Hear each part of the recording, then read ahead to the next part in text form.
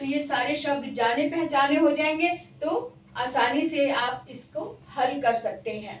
स्वतंत्रता दिवस की बहुत बहुत बधाई। अभी मैंने कुछ वीडियोस मैंने स्वतंत्रता दिवस पर बनाए हैं, और इससे पहले वाला जो वीडियो बनाया है वो आप जरूर देखना, जिसमें मैंने मुंशी प्रेमचंद जी के बारे में बताया है, और उसे देखकर मुझे जरूर बताएं कि आपको वो वीडियो कैसा लगा।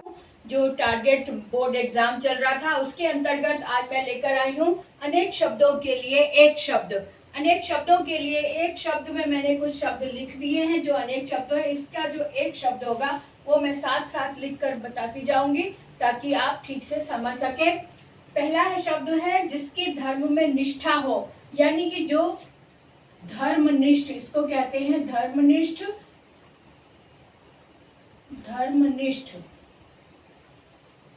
और मुझे आप साथ साथ ये जरूर बताते जाएं कि आपको कितना समझ आ रहा है, क्योंकि ये समझ आना बहुत ज़रूरी है। मुझे आपके कमेंट से ही पता चलता है कि आप कितना समझ पा रहे हैं, या मेरी भाषा आपको समझ में आ रही है, या जितनी बारीकियां मैं आपको समझा रही हूँ आप उसे आत्मसात करते जा रहे हैं।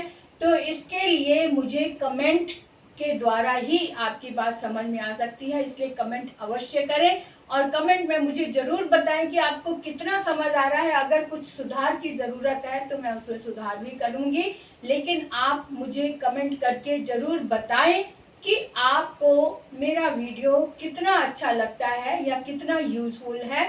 अगर आपको अच्छा लगता है तो जल्दी से सब्सक्राइब कर दो अगर आप पहली बार देख रहे हैं, और बेल आइकन पर ज़रूर जाओ ताकि सारे नोटिफिकेशन आप तक भी पहुँचे।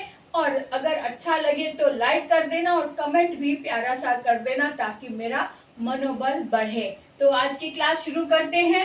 अरुणा कालिया के साथ हिंदी व्याकरण धारा में आपका स्वागत है। आज पहला शब्द हमने लिया जिसकी धर्म में निष्ठा हो, यानी धर्मनिष्ठ। जिसकी बराबरी दूसरा ना कर सके, जिसकी बराबरी दूसरा ना कर सके तो उसका शब्द बनेगा अद्वितीय। अद्वितीय यानी दूसरा ना हो। जिसकी भगवान में आस्था ना हो, नास्तिक, है ना। आस्तिक जो होता है, जो आस्तिक का मतलब है जिसकी आस्था हो, नास्तिक जिसके मन में भगवान में आस्था ना हो। जिसका हृदय विशाल हो तो विशाल हृदय। विशाल हृदय। जिसका कोई उद्देश्य ना हो, जिसका कोई उद्देश्य ना हो, निरुद्देश्य। निरुद्देश्य। निरुद्देश्य। जिसका कोई आधार ना हो, निराधार। निराधार। जिसका अनुभव किया गया हो, अनुभूत। अनुभूत। जिसका कोई स्वामी या नाथ ना हो, अनाथ। जिसका मन किसी और तरफ हो, अनमनस्क।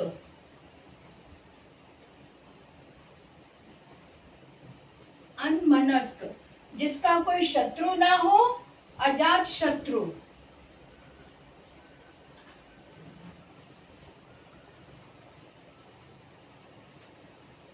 यानी जिसने शत्रुओं को जीत लिया हो, तो जिसका कोई शत्रु ना हो, अजात शत्रु। तो ये हो गए 10 है, ये इनको अच्छे से नोट कर लो। और अभी मैं और भी लिखवा रही हूँ तो उसे भी ध्यान से देखते रहें। तो आगे देखते हैं। अगला शब्द है हमारे पास जिसका हृदय पत्थर के समान हो, यानी पाषाण हृदय। पाषाण हृदय। जिसका दमन करना मुश्किल हो। इसके दो शब्द बन सकते हैं, एक तो दुर्दम्य या फिर अदम्य। दुर्दम्य या फिर अदम्य। अगला देखो, जिसका खंडन ना हो सके, तो इसके भी दो शब्द बन सकते हैं, अखंडनीय या फिर अकट्य। अकाट्य। ट इसमें आधा लगेगा। अकाट्य, जिसको काटा ना जा सके, खंडन ना हो, जिसका मूल्य आंका ना जा सके, जिसका मूल्य आंका ना जा सके, अमूल्य। अमूल्य या फिर अमोल भी बोलते हैं उसको, अमूल्य या फिर अमोल। अगला देखते हैं, जिसके आने की तिथि निश्चित ना हो उसे कहते हैं अतिथि। अतिथि यानी जो मेहमान है, बिना बताए अचानक से आ जाए, जिसके आने की कोई तिथि नहीं, तैयारी नहीं है, वो अतिथि। जिसमें जानने की इच्छा हो, जिज्ञासु।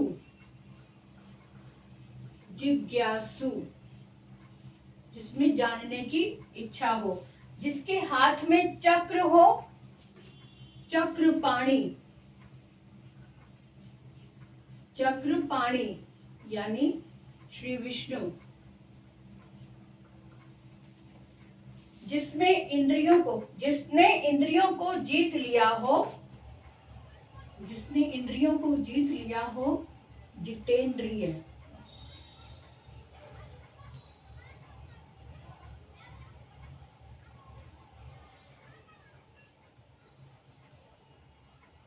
जिसका आदि ना हो, अनादि। जिसका अंत ना हो, अनंत।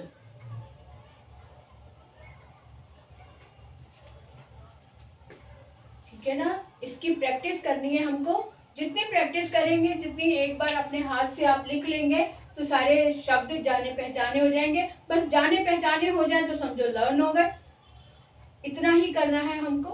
तो ये वो वाली मैं शब्द लेकर आई हूँ जो अक्सर एग्जाम्स में आ जाते हैं और जिसको अचानक बच्चे देखकर परेशान हो जाते हैं। जैसे अतिथि, इसमें अतिथि पे ध्यान सिर्फ मेहमान के ऊपर ही जाता है कि अतिथि, लेकिन जिसके आने की कोई तिथि ना हो, सही है, अतिथि।